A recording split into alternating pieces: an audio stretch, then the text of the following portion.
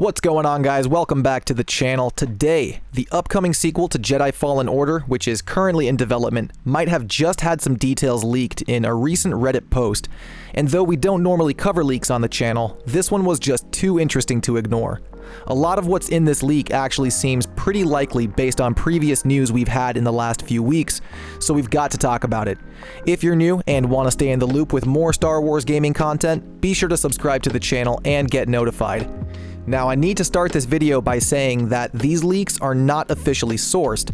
In fact, they have no source at all, so take everything here with a very healthy dose of skepticism, but also keep an open mind, because these details really paint an interesting picture about how the Fallen Order sequel ties into other Star Wars media, particularly Star Wars Rebels, Solo, and even Battlefront 2. This leak comes to us from Reddit user Green Fat Potato, excellent name, and they had a simple post with just 6 bullet points, which we'll go over in order and talk about individually. Again, there is no source here, but if any of these end up being true, this could be venturing into spoiler territory, so if you don't want anything spoiled for the sequel to Jedi Fallen Order, now would be a good time to click on another one of our videos. With the spoiler warning out of the way, let's check out this supposed leak. The first bullet point says that the game will pick up immediately where the first one ended, which I find totally believable. The ending of the first game was very open-ended, and a sequel could take the story literally anywhere from there. A time jump wouldn't surprise me either, but picking up Cal's story right where the first one ended does make sense. Now, this next one is where things get a little bit weird. The leaker claims Inferno Squad from Battlefront 2's campaign will be making an appearance in the Fallen Order sequel. There's a few reasons why this is weird, but this actually does line up with previous news of the Inferno Squad actors meeting in Los Angeles for some voice and motion capture work.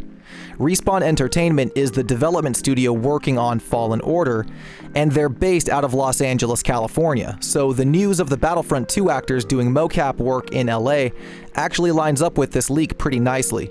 Of course, this entire leak could just be based around that news, so again, a healthy dose of skepticism. Assuming this is true though, it's cool to hear that we might see more of Inferno, but it just doesn't make a whole lot of sense in terms of the timeline. First, if this game does pick up right after the first one, as the first bullet point said, it will take place in 14 BBY. In canon lore, Inferno Squad was created as a response to the destruction of the first Death Star in 0 ABY, so Inferno didn't even exist during Fallen Order. In fact, Iden and Del were probably still kids at this time, so this is why an Inferno appearance seems a little bit weird, simply based on the timeline, although I do have a theory of how it can work. If you've seen the Season 7 finale of The Clone Wars, you might remember that scene of Darth Vader picking up Ahsoka's lightsaber out of the snow and turning it on and reflecting on it. It was kind of an epilogue for the entire Clone Wars series. I'm imagining Inferno Squad making a brief appearance in an epilogue section of Fallen Order 2, where the main story is over. Maybe we've made a time jump to 1 ABY or 2 ABY, and we're following Inferno for the scene. Maybe they're on the last planet that Cal is on in the story, and maybe they stumble upon something that belongs to him, like his lightsaber.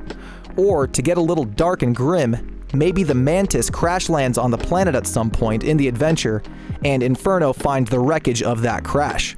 This would be a really cool way of taking 2 different game stories and interconnecting them. Lucasfilm seems pretty set on telling these interconnected stories lately, and this could be one way they're doing it. The next 2 bullet points talk about some of the characters we might see in Fallen Order 2, and the first one mentions a new Inquisitor, who is apparently going to be a Terrellian Django jumper. We saw this alien species once in the Clone Wars, but we've also already met a Terrellian Inquisitor, though briefly. The 8th brother, whom we meet in the Season 2 finale of Rebels, is a Terrellian who is on the planet Malachor hunting down Darth Maul. In that episode, he refers to Maul as the Shadow, and funny enough, the next bullet point talks about a cameo from none other than Darth Maul himself, voiced by Sam Witwer.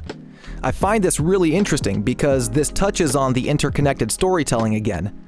Rebels hinted that the 8th brother and Darth Maul had a history, since the brother called him Shadow twice in that episode, and he was on a mission to specifically hunt down and capture Darth Maul. Maybe Fallen Order 2 will be exploring the beginning of that rivalry between Maul and the Terrellian, while Rebels explored the ending of it, interconnected storytelling. If Darth Maul is going to make an appearance in Fallen Order 2, it would be the Darth Maul that we saw at the end of Solo, since that's where the timelines match up. This could also mean that we could see the likes of Kira or Dryden Voss of Crimson Dawn, and speculation tells me that Crimson Dawn might even be one of the enemies that we have to fight in Fallen Order 2, assuming Darth Maul has a pretty major role in the story. The Haxian Brood Syndicate was one of the enemies that Cal fought in the first game, so continuing with that trend of fighting enemy bounty hunters and criminal syndicates, Crimson Dawn could fill that space really nicely as a new enemy. The last bullet point on the Fallen Order leaks simply mentions a possible release date of fall 2022, and that we should expect an announcement for the game in the later half of this year.